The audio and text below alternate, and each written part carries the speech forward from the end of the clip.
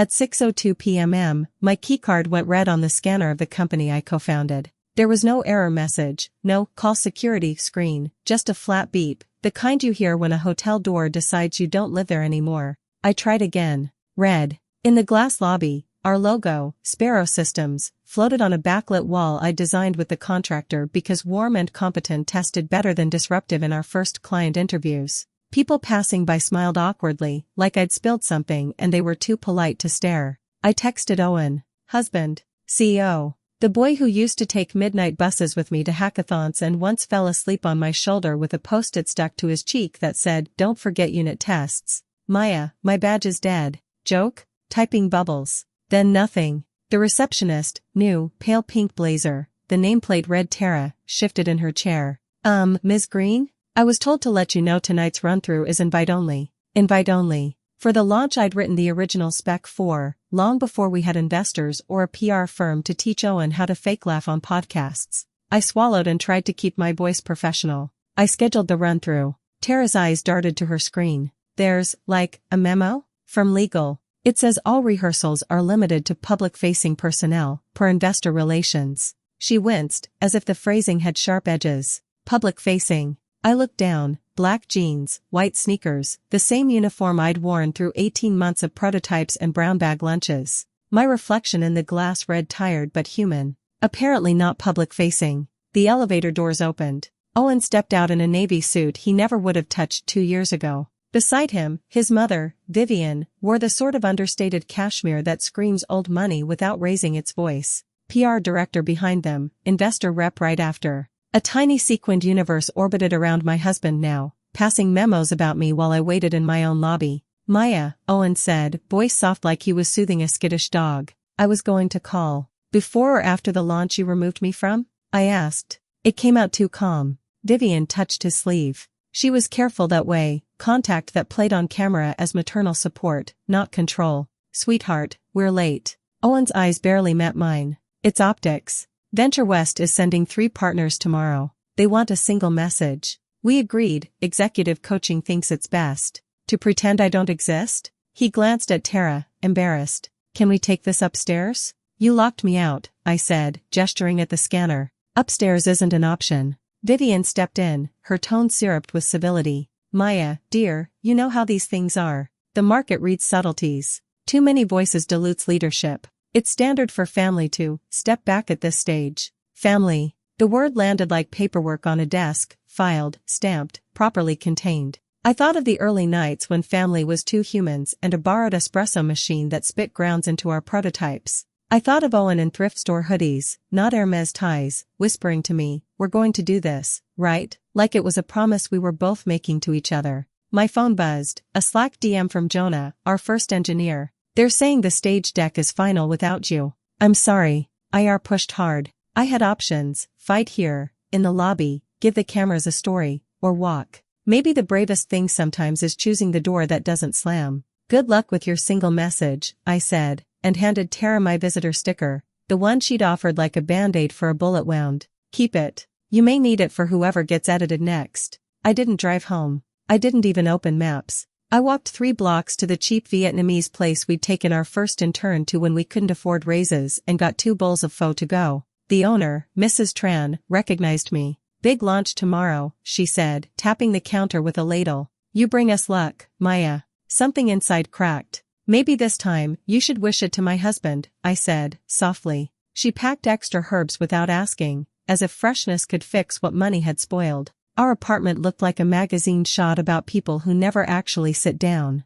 Staged throw pillows. A coffee table book about Scandinavian cabins that neither of us had opened. I put the pho on the dining table and didn't touch it. My laptop chimed with calendar reminders, final press rehearsal, message alignment, investor dinner. All events that once required me. Now they flowed around me like a river that had learned to ignore its original shore. I clicked into an old folder /Maya archive Sparrow early / There, the ugly, beautiful bones, my first whiteboard photos, the paper prototype with smudged pen, the spreadsheet where I'd tracked users when users were 6 friends from grad school and a cousin in logistics. My handwriting snaked between images. Make it boring on purpose. Boring keeps the supply chain honest. I remembered saying that to Owen in our kitchen at 2:13 a.m.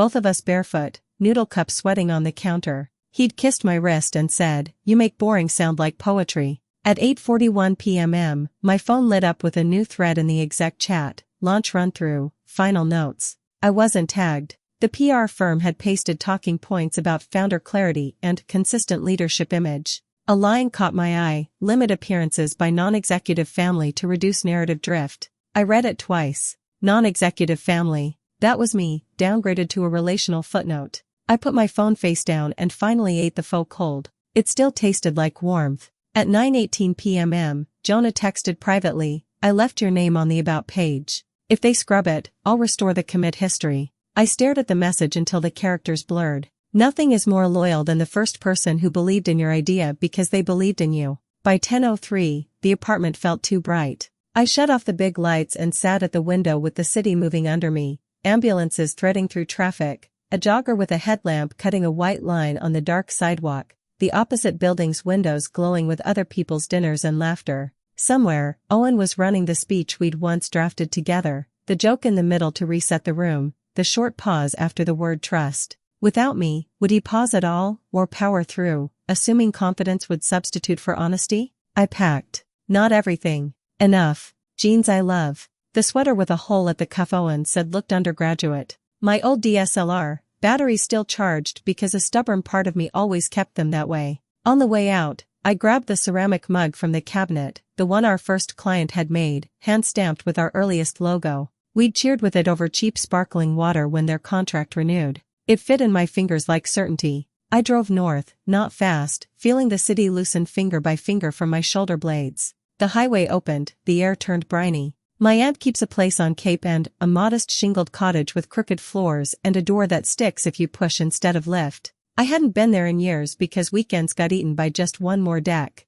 Tonight the cottage felt less like a destination and more like a verb, to unbusy, to unmatter to the people who forgot me on purpose. At 11:56 p.m., just as I turned onto the dark road that leads to the bluff, my phone began to pulse on the passenger seat. First a cascade of texts, then a call, then another. Even silenced, the screen kept waking itself, a fish gasping on the dock. I pulled over under a tunnel of pines and let the light bloom across my face. Dozens of messages. A notification from our uptime monitor. A subject line from legal, urgent, compliance flag during rehearsal. And a new text from a number I didn't recognize but somehow did. "This is Venture West. We need to speak with you now." I stared at the screen until the night seemed to lean in. "Now?" I said to no one, and the ocean answered with wind. The cottage announced itself by the way the headlights died. 1 second, a cone of light carving the gravel. The next, darkness swallowing everything but the sound, the old porch flagging against its pole, the ocean working itself raw a few hundred yards away.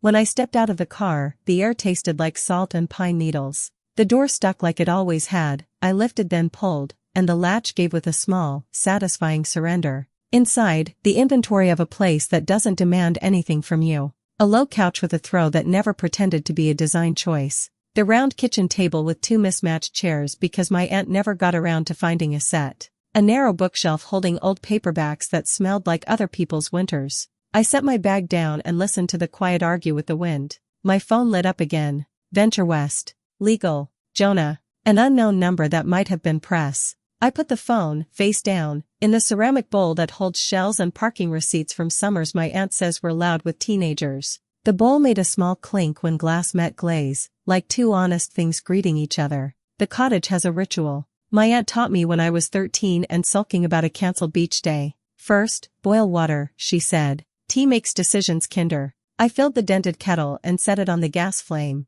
The pilot clicked 3 times, then settled into a blue patience. While it heated, I opened the sticky window over the sink. Cold night came in fast, cutting through the stale. I breathed it in until the tight line across my chest loosened a little. The kettle sang. I poured over a bag of something floral from the back of the cabinet, stale, probably, but kind. Standing at the window, I could see the dark blade of ocean and the lighthouse blinking like a metronome keeping time for creatures calmer than humans. The first sip burned my tongue. Good. I needed something I actually felt. Owen would say this was dramatic. He'd smile the way he smiles in investor meetings, a performance of empathy coached into him by someone paid a lot per hour, and suggest we align on next steps. I stared at the steam curling from the mug and tried to locate the version of me that used to mistake that tone for love. I found a notepad near the telephone, the kind with a tiny lighthouse printed at the top and the number of the town pizza place at the bottom. I wrote a rule, then another. The pen caught on the paper where it had gotten wet in some earlier summer.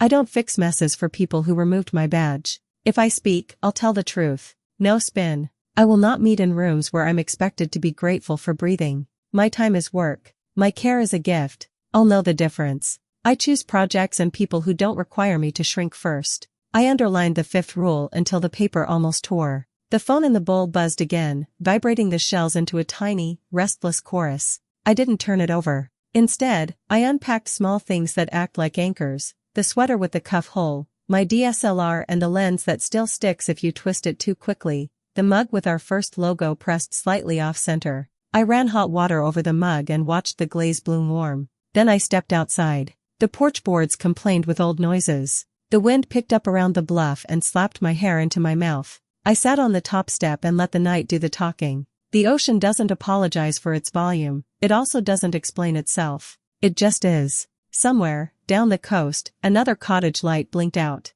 Above me, a plane stitched a thin white line between stars. I imagined the cabin full of strangers trying to sleep. We are all strangers to each other's moments of deciding. I brought the camera to my eye and shot the horizon blind, long exposure, ISO up, my hand steady enough to pretend I knew exactly what I was doing. The click sounded like a clock that tells time only to me. Back inside, I opened the drawer by the stove to find the elastic bands and taped my ant keeps because everything is fixable if you have a way to hold it in place while you think. I used a band to secure the cuff hole in my sweater. Small repair. Immediate result. Not everything needs a board vote. The phone buzzed until it didn't. When the silence finally came, it was thick and uncomplicated. I rinsed my mug, turned off the kitchen light, and went to the small bedroom with the quilt my grandmother had pieced from dresses no one wore anymore. Lying there, I let my brain run its highlight reel, Owen practicing a founder stance in a mirror, Vivian setting her palm on his elbow as if conductors trained her, Jonah grinning over fried rice the night our first enterprise client signed. Also, Mrs. Tran tapping the counter with her ladle and wishing me luck as if luck were a spice you could add back in when the dish went flat. Morning arrived like someone opening a door. Light muscled through the old blinds, and gulls moved the air with complaint. I woke before I was ready and then realized I wasn't tired. That surprised me. I dressed in everything Owen would have considered unphotogenic: fleece, wool socks, a beanie with a pilling problem. Coffee didn't require a machine here, just the pour-over cone my aunt swears makes even bad beans taste like a better choice. I stood at the tiny counter and counted my breaths to 4, then 6, then 8 as the water bloomed into the grounds. Calm arrived in increments. Outside, the beach was the color of work boots. The tide was out, leaving tide pools like forgotten mirrors. I walked with my hands in my pockets and looked for nothing in particular. I found a piece of sea glass the exact green of the pen I'd used to annotate our first user interviews. I pocketed it because permission isn't always external. Halfway down the strand, there's a flat rock that holds heat longer than it should. I sat on it and let the long breaths continue. Somewhere behind me, a dog barked. Farther down, a kid shrieked at the cold and then laughed like victory. I opened my notebook and wrote everything I could remember about the original product problem before the narrative professionals gave it teeth whitening. Supply chain transparency for mid-size manufacturers, boring on purpose, trust that doesn't depend on stage lights. A text had slipped through on low data, Jonah again. They cut you from the about page at 3 a.m. I restored the commit, but PR rolled back. I took screenshots with timestamps. I got you. I stared at the words until my eyes watered. You can build a company where kindness isn't a liability. You can. You are allowed. On the walk back, I rehearsed no. Not the sharp kind. The kind that protects. No, I won't give you language to soften what you did. No, I won't help you convince people I chose absence. No, I won't be your human buffer for consequences. I said them out loud into the wind, and the wind didn't argue. At noon, I drove into town. The grocery store smelled like coffee and oranges. I bought eggs, bread, butter, and a bunch of parsley because green belongs on plates when you're trying to remember you have a body. The cashier wore a sweatshirt with the high school mascot peeling off in places. He asked if I needed a bag like he was asking if I needed a minute. I said I was fine and almost meant it. I stopped at the library for Wi-Fi and a printer that sometimes eats paper for sport. On a public terminal with a keyboard polished smooth by years of hands, I typed a one-paragraph reply to Venture West. Subject: boundaries for a conversation. I'm away from my office and won't take calls today. If you need my input, please email specific questions. I'll respond in writing, on the record, after I've had time to review. If you're requesting a meeting, I'll consider it once counsel is engaged and a clear agenda is provided. I printed it for myself, a literal piece of paper that said I was not a fire extinguisher. I also printed the 5 rules and taped them inside the cottage's pantry door. My aunt would laugh when she saw them and then keep them there because she's the kind of woman who appreciates instructions that protect a heart. Back at the cottage, I scrambled eggs softer than I ever make when I'm rushing. I ate them with toast that crackled and butter that understood its job. I washed the plate and set it in the drying rack and felt a slow, unfamiliar pride at having been my own adult for 3 consecutive hours. Then I opened my laptop, not the company one, the old personal one with stickers from conferences I actually enjoyed, and started something I'd been threatening to start for years, a document titled What We Owe Users When We Ask for Their Trust. No PR, no press quotes, just principles. A stupidly boring manifesto. By late afternoon, the wind had dropped, and the ocean sounded like breathing. I brewed more tea and read my paragraph to myself. It wasn't poetry. It didn't need to be. It was a line in the sand I could carry in my pocket. When the phone buzzed in the bowl, I didn't look. For the first time in months, I didn't need to know what other people thought my next move should be. By the second morning, the cottage felt like a place I'd always been headed toward without knowing its name. The wind had calmed, the ocean traded its crash for a measured hush, and the light was that pale kind that makes even chipped mugs look intentional. I boiled water, ground coffee by hand until my shoulder complained, and stood on the porch watching a lobster boat nose across the gray like it had a job and didn't need applause for doing it. My phone sat where I'd left it, face down in the shell bowl, obediently quiet under a folded dish towel. I didn't peek. Not peeking was a muscle, mine trembled, then held. I gave myself tasks that didn't feel like tasks. Fix the sticking door. Sand the tiniest ridge at the latch, wipe the dust with my sleeve, and feel the thrill of ordinary competence when it clicked clean. Oil the squeaky hinge and listen to the difference, a small insistence that friction can be addressed without a meeting. In the kitchen, I reorganized the junk drawer with rubber bands and mason jar lids until the tape found tape and the string found string. No one sees that kind of order but the person who needs it. Today, that person was me. Around 10, I walked the road into town. The shoulder was damp and sandy, pine shedding needles that cushioned everything. A retired couple passed me in matching windbreakers. The man lifted 2 fingers from the steering wheel in a salute so local it felt like a secret handshake. At the general store, I bought a pencil sharpener and a bag of clementines. The clerk slid them into a paper bag and said, "Storm will roll in tomorrow. You want anything for candles?" I almost laughed at the thought that anyone, anywhere was prepping for a literal storm when I'd been living inside a figurative one for months. Back at the cottage, I sharpened every dull pencil until a fat little forest of shavings curled in the bowl. I spread my notes across the table, my 5 rules, the first paragraphs of What We Owe Users, the scribbled timeline of how boring on purpose had been branded into something louder than it should be. I felt the familiar tug to polish language, to turn it into a deck, to export it as slides and annotatable PDFs. Instead, I let the pages be pages, handwritten, messy, human.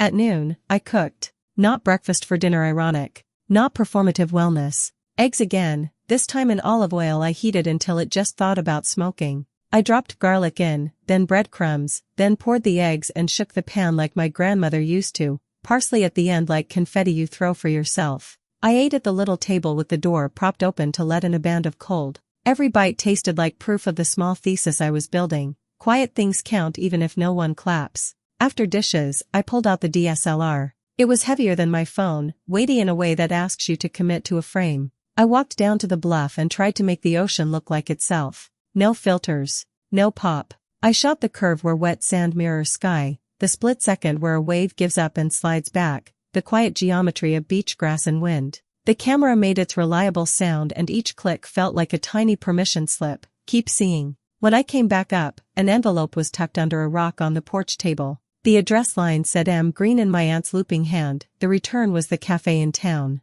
Inside, a note on a napkin, "Heard you were in. The key to the back door sticks, jiggle twice. Rena." There was also a postcard with a watercolor of the harbor. On the back, my aunt had written, "Stay as long as the house keeps saying yes. Don't confuse urgency with importance." I read the line 3 times and tacked it to the corkboard by the window with a bent pushpin. By mid-afternoon, the sky had cleared enough to pretend it blue. I took the notebook to the hot rock, sat, and let the day strip off the last of the city static. I drew 2 columns, noise and signal. Under noise, I wrote, press cycles, investor breathlessness, founder brand, performative scarcity, the way a room waits for a man to start talking. Under signal, I wrote, the first problem we tried to solve, how we learned it by sitting in warehouses and listening. Jonah's screenshot of the commit, Mrs. Transladle tapping for luck. I gave myself one impossible assignment. Write what I would say if I ever agreed to talk to Venture West, not to get back in, not to make things smoother for Owen,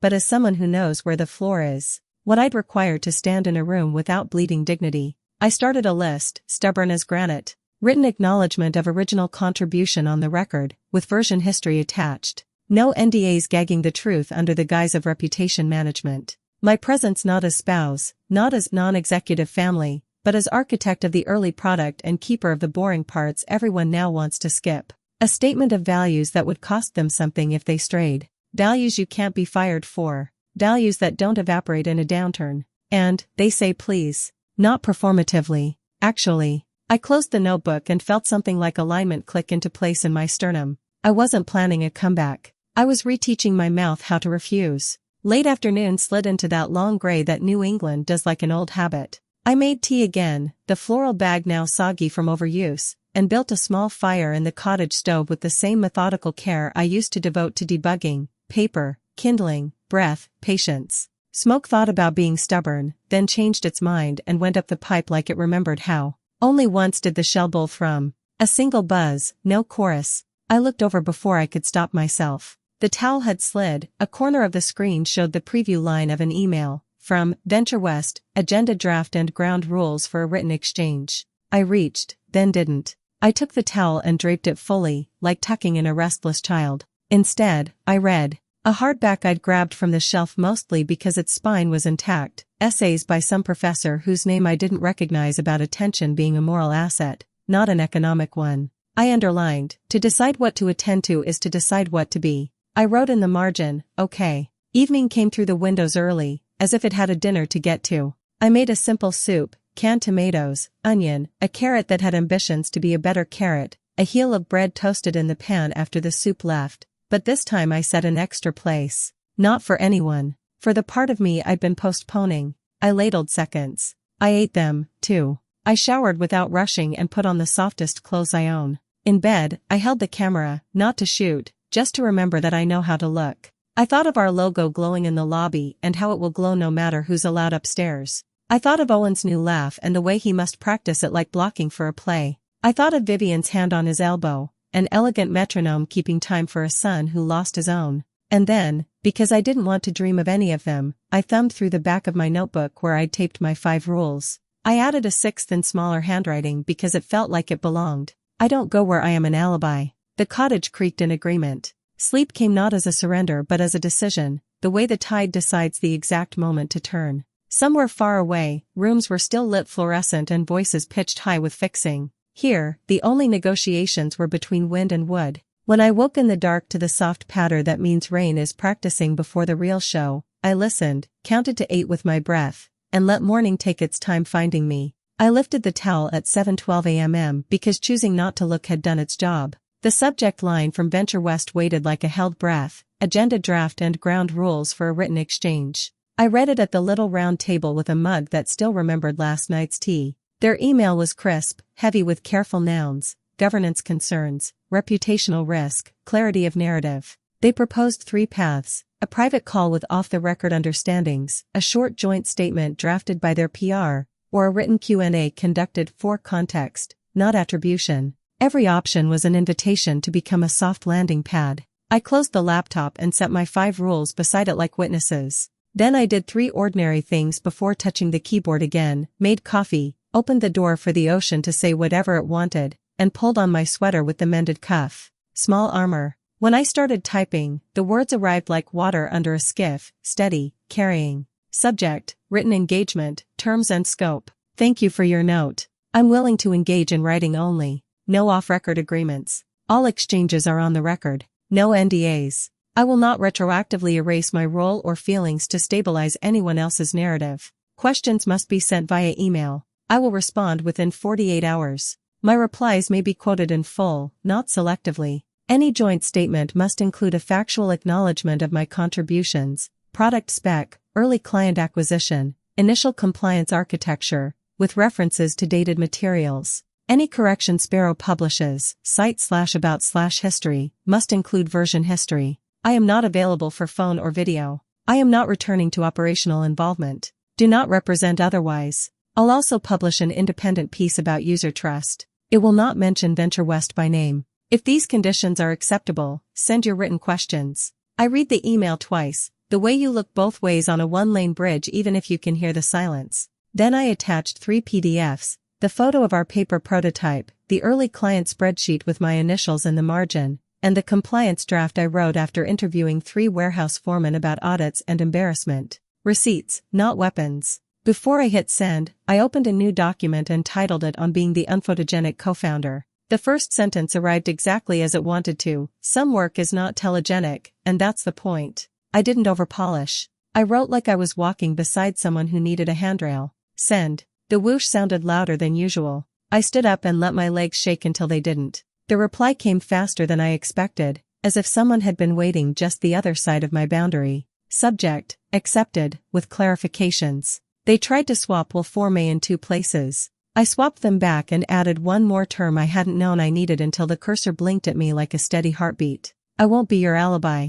Don't use my presence to suggest the problem is resolved. Silence, then agreement. Their questions followed. What do you consider your specific contributions? Why step back from the public narrative now? What would a healthy correction look like? Do you have any intention to rejoin Sparrow? I took the questions for a walk. The sky had flattened to pewter. The tide lay low like a long breath out. I answered in the notes app with my thumbs, then rewrote on paper at the hot rock, then typed them clean while the kettle clicked and the stove murmured. I made myself tell the truth without adjectives. Q1, specific contributions? Drafted V0 spec, translated field interviews into features. Built the first compliance map, wrote the audit trail logic that kept us honest. Closed the first 3 enterprise pilots through relationships from prior life and stood in every uncomfortable warehouse until boring on purpose became a working pact. Co-wrote the trust principles we abandoned when speed began to masquerade as value. Q2, why step back from the public narrative now?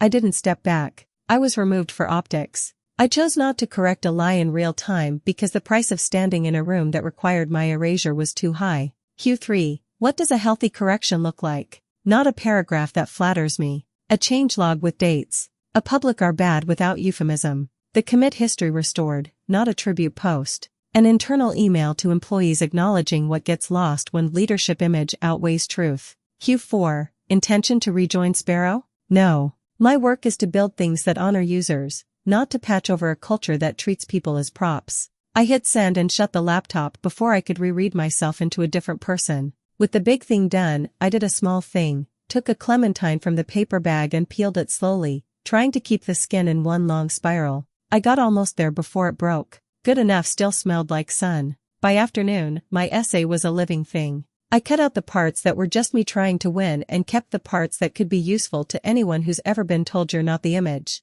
I ended with a sentence that felt like a plank you could step on. If your trust story collapses when the quiet builder is visible, you never had a trust story. I posted it on a platform I own, my name, my domain. No algorithms to dress it in clothes it never asked to wear. 2 hours later, my site logs ticked in a measured way, not viral, just alive. The incoming traffic wasn't from gossip sites. It was from Ops, Compliance, Manufacturing Weekly, a newsletter for women in supply chain. The people I wanted to hear it were hearing it. At 3:57 p.m. my inbox pinged. From VentureWest, we appreciate the clarity. We're recommending Sparrow publish a correction per your outline. For our LP memorandum, may we include your Q&A in full? I wrote back, yes, in full, with this header, published with permission, not endorsement. Another boundary, another click. At 4:12, a different email found me, press at Sparrow forwarding a draft of a site update, our story. My name back on the page. The copy was almost right, but the verbs wobbled like a smoothed-over sidewalk hiding roots.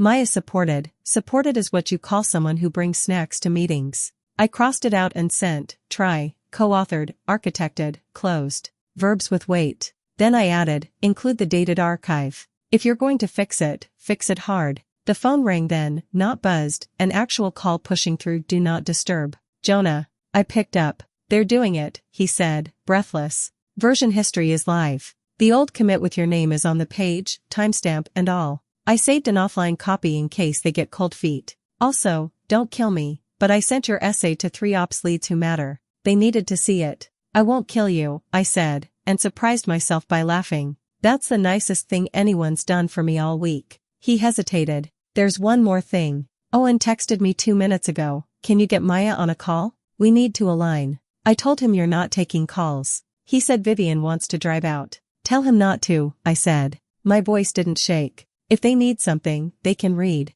I hung up and went outside because I wanted the ocean to hear that sentence. The wind had changed, warmer, like weather remembering a promise. I stood on the porch with my hands in my pockets and said it again, to the pines this time, if you need something, you can read. Inside, another email arrived, Venture West again, 1 line, for what it's worth, the clarity helps. I typed back, clarity always helps. It's just usually inconvenient. Send. For once, entering the game didn't mean entering their room. It meant building my own table and asking them to knock. It meant setting the rules aloud and then obeying them myself. It felt less like a comeback and more like a spine. I put the towel back over the bowl, not to hide, but to rest. The stove ticked as it cooled. Somewhere, an early gull rehearsed tomorrow's argument. The cottage breathed with me. The pressure didn't arrive as a headline. It pulled into the sandy driveway in a silver car that looked allergic to gravel. I was trimming the last wick on a stubby candle, storm prep, as the clerk had suggested, when tires crunched and the cottage window flashed a sliver of chrome at the tree line.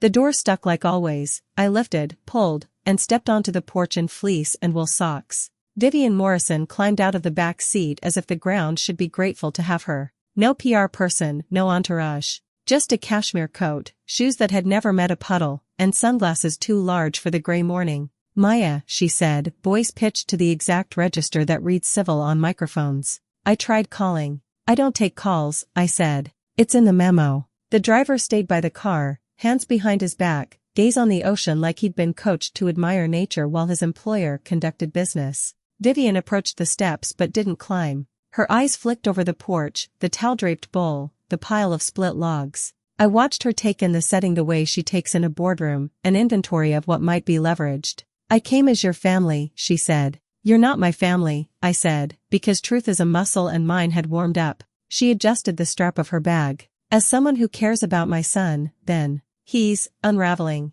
The board meets this afternoon. Venture West sent a very firm memorandum. Your essay did us no favors. The essay wasn't about you, I said. It was about users. If you saw yourselves in it, maybe listen. Her smile tightened. We need to align. A statement from you, short, gracious, something that acknowledges misunderstandings on all sides, could stabilize the market. Maya, we're not talking about gossip. We're talking about livelihoods. Employees. I thought of Jonah screenshotting my erasure at 3 a.m. so truth wouldn't get rolled back. I thought of the non-executive family memo. I thought of how employees had been a prop in every speech about culture while my badge died without a human being willing to look me in the eye and say it out loud. Employees deserve honesty, I said. A gracious lie would hurt them more. Vivian took one step up. This isn't about lies. It's about tone. You're angry. Understandably. Anger reads poorly. It scares investors. I'm not angry, I said, surprised to hear how calm I sounded.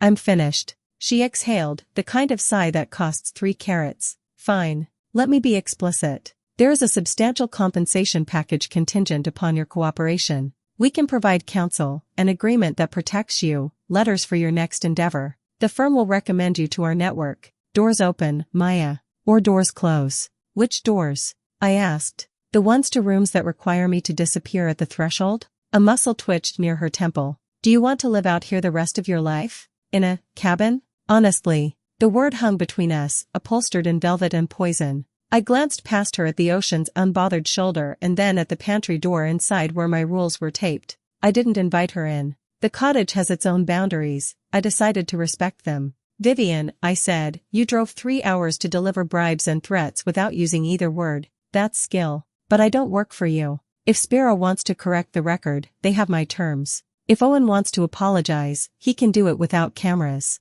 Also, this is a cottage, not a prop, and it tells the truth more often than your house. She flinched at the word bribe, then recovered, adjusting her scarf like it was posture. Owen is terrified you'll turn this into a public spectacle. You already did that, I said, when you made my absence policy. She stepped up another stair, now nearly level with me. He built Sparrow into something that matters. So did you. That's why this, she gestured at the shoreline, the sky, me in my old fleece, feels performative. You're theatricalizing humility. A perp walk in reverse. I laughed, short and ugly. No, Vivian. This is me finally not performing. She looked past me into the cottage, eyes narrowing at the mug on the table with our crooked first logo. You were always better with messy beginnings, she said softly, almost kind. The stage, it requires a different constitution. I'm not auditioning, I said. Wind lifted her hair. She pressed it back with 2 fingers and dropped her voice. Venture West will push for leadership changes today.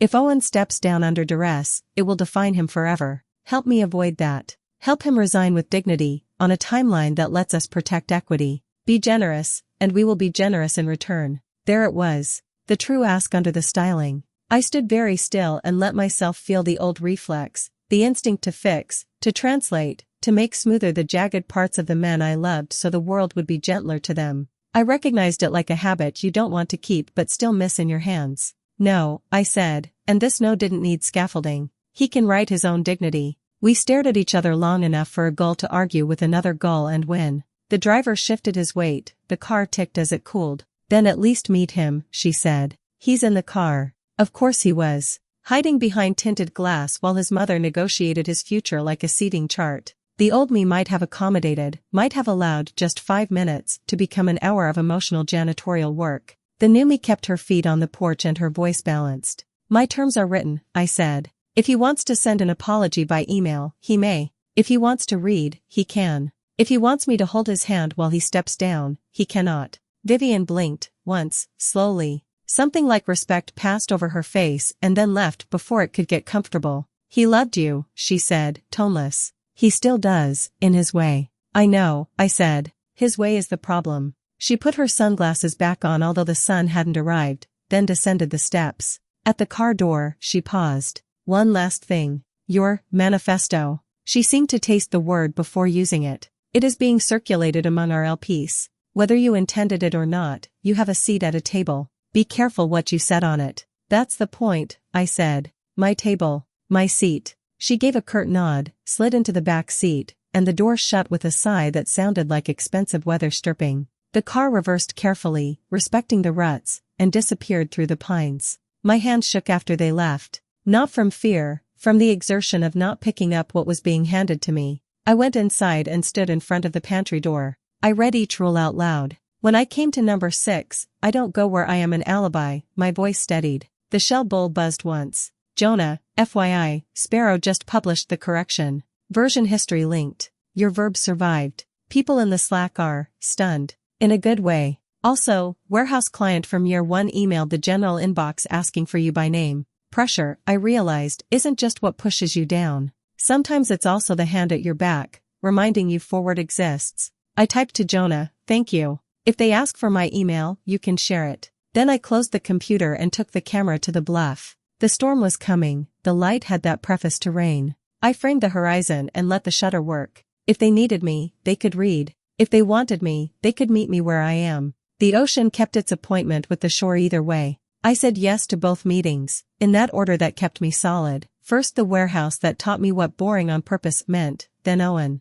Same building, different rooms, separate hours. My terms, I typed them like a contract. To Alvarez Logistics, I'll come at 10 a.m., walk the floor, listen first. If we fit, I'll scope a pilot. To Owen, 20 minutes at noon in the break room. No PR, no Vivian, no recording. You ask, I answer, then we leave. I drove down the coast before the storm, wipers keeping a polite beat on the windshield. The Alvarez warehouse was exactly as honest as I remembered it. Concrete floors, air that smelled like cardboard and diesel and coffee, forklifts humming as if they had somewhere worth being. Mr. Alvarez met me with a handshake that felt like a promise he intended to keep. You look lighter, he said, eyes kind in a way that doesn't require pity. I read your piece. We could use boring that works. We walked. He showed me the choke points where their new ERP refused to speak politely to the old scanner guns. He introduced me to Shonda, who runs Inbound like a general and a chorus director combined. We stood by the receiving dock and drew with a Sharpie on a palette slip because paper still makes room for thinking. I don't want theater, he said, after I'd asked my 10,000th question. I want to stop losing half a day to reconciliation. Then let's not do theater, I said. We'll start with one aisle, one SKU family, one vendor. 2 weeks. If we can't show our faces to your night shift with results, we don't scale. He stuck out his hand again, and we shook on a pilot that fit in a paragraph. As we walked back toward the office, he paused, squinting. Your partner coming? He asked, not unkindly. Different meeting, I said. Different work. At 11:58, I took a seat in the break room because I prefer to choose my own chair. A vending machine rattled softly, a microwave clock blinked 12 o'clock as if it had decided to opt out of certainty. I set the dead keycard on the table, centered on one of the fake wood knots. Owen arrived on time, which is not the same as arriving ready. The suit looked like a costume now. He closed the door with a careful hand and sat across from me like a man who had practiced not to fidget. Thank you for. I have 20 minutes, I said. Begin with I'm sorry. Not the kind with a comma. He swallowed. I'm sorry, he said. No comma. He looked down at the table, then up at me. We told a story that erased you because it made certain rooms easier. I let that happen. I benefited. I'm ashamed, and if you can't accept that, I get it. He didn't reach for my hand. He didn't line up his pens. I waited to see if he'd ruin it with a justification. He didn't. My shoulders loosened a fraction. The correction went live this morning, he said. Version history, commits. I approved it. Venture West pushed for my resignation. I'm writing the letter today. You're late, I said, and let the truth land. But you can still be accurate. He nodded. I came to ask, he grimaced at the word, to ask what accurate looks like. Not for spin. For not hurting more. You don't get to use me as padding, I said. But I will name the things you can do that matter. To the team, not your image. I listed them, like a checklist you can tape above a desk. Apologize to employees in a room without cameras. Name what you did in verbs, not euphemisms. Restore credits and comp where erasure cost people professionally. Protect Jonah. He told the truth at 3 a.m. and will be punished if you don't shield him. Unwind the policy that made family a prop. And when you step down, name it as a consequence of values, not a new challenge. He wrote as I spoke. Not on a phone. On paper. It was almost enough to make me nostalgic for the person we were before we learned how applause works. I'll do it, he said, pen still. Anne, Venture West asked if you'd consider. No, I said gently. I won't help you soften your exit. That's yours to write. And when people ask if we spoke, you'll say we did and that I asked for nothing. He looked at the keycard on the table. It never should have gone red. It showed me what was true, I said. I slid it across to him. Return it to whoever told it to lie. He didn't touch it. He looked at me the way a person looks at a cliff when they realize the jump is theirs to make and the water is honest but cold. I loved you, he said, voice small in a room built for steel thermoses and lunches. I know, I said, and felt how complicated and also simple that was. Your love has conditions I can't afford. He nodded once, as if he'd been expecting the line and still had to swallow it. He stood, then sat again, then finally stood for real. Thank you for seeing me anyway, he said. I'll do it right. Do it true, I said. Right as a costume. True takes work. He left without trying to hug me. When the door clicked, I let out a breath I didn't know I'd been saving since the lobby scanner flashed red. I picked up the keycard and dropped it in the trash on my way out, not as a gesture meant for anyone else, just because the table looked better empty. Outside, the sky had started to mean rain. I sent Jonah a text, "You okay?" He replied, "Town hall in an hour. People are scared, but your name's on a wall in the good way. Also, Shonda at Alvarez says hi. She says no theater." Back at the cottage, the first clean drops tapped the porch rail, and the storm committed. I brewed tea and opened my laptop to a new email alert. Sparrow, leadership update.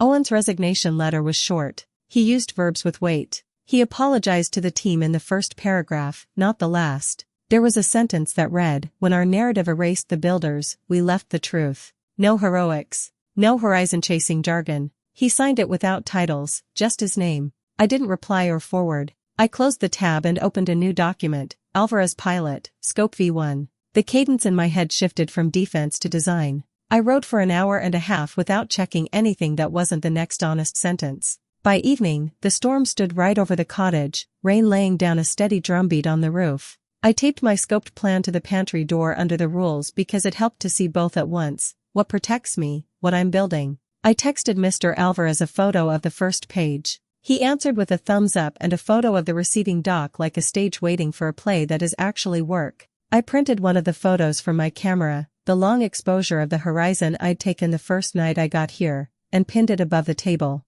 No people, no logos, just sky thinking about water. The printer put a faint line across the bottom, a mistake I decided to keep because it reminded me machines tell the truth, too, if you listen for their limits. When the power flickered, I lit the stubby candles. The cottage glowed the way small places do when they're on your side. I remembered the first night at Sparrow when we ate cold pizza on a floor that would later be carpeted to impress visitors, and I wished those versions of us goodwill from a distance that felt like safety. Before bed, I walked onto the porch in the rain, beanie pulled low, and let myself get exactly as wet as the moment required. Somewhere in the dark, a buoy told, a bell keeping time with weather. I said goodnight to the ocean, which doesn't need it, and to the woman I'd been in that lobby, who did. The scanner beep had tried to tell me a story about my value. I wrote a different one, then spoke it out loud. In the morning, I'd drive back to the warehouse with coffee and boots and a plan that fit on a page. We'd start with one aisle. No keycard required.